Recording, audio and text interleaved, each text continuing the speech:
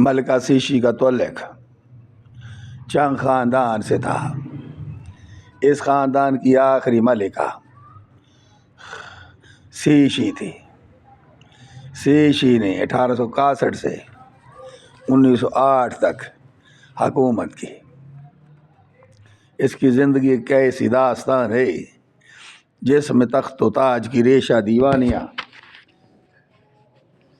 ملوکیت کا عروج و زوال، اور ملک کے سیاسی فتنے بپا ہیں۔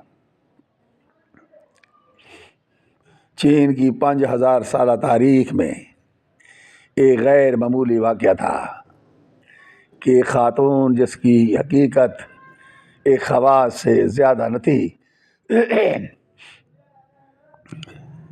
ملک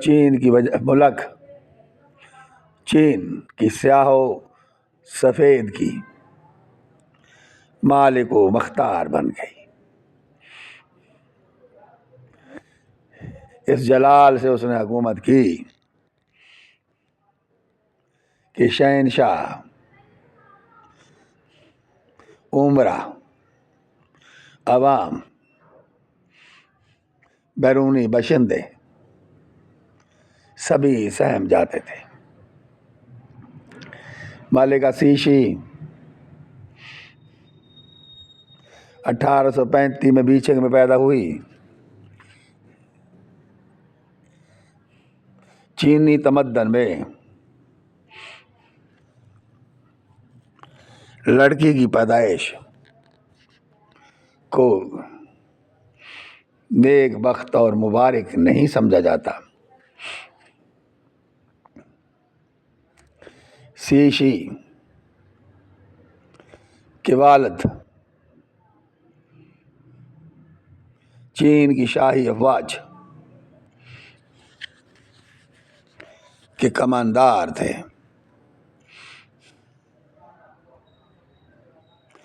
اور اس کے والد اس کی بچپن میں ہی فوت ہو گئے۔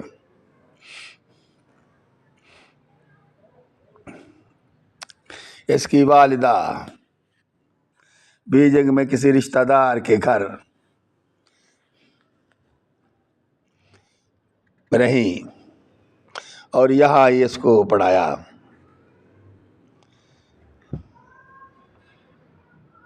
ابتدائی جوانی میں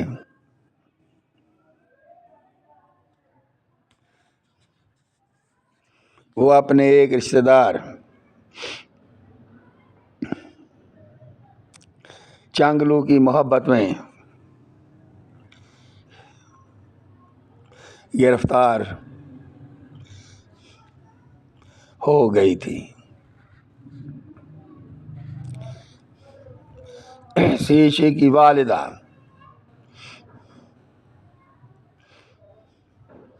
نے اسے انتخاب کے لیے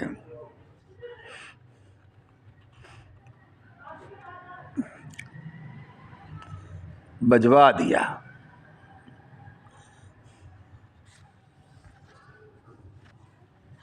سیشی حسین، خدوخال اور اس کا حسن اس قابل تھا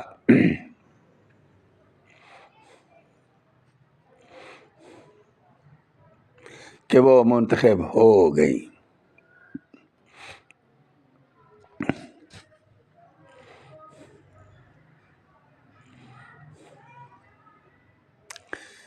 اور چانگلو سے شادی نہ ہو سکی۔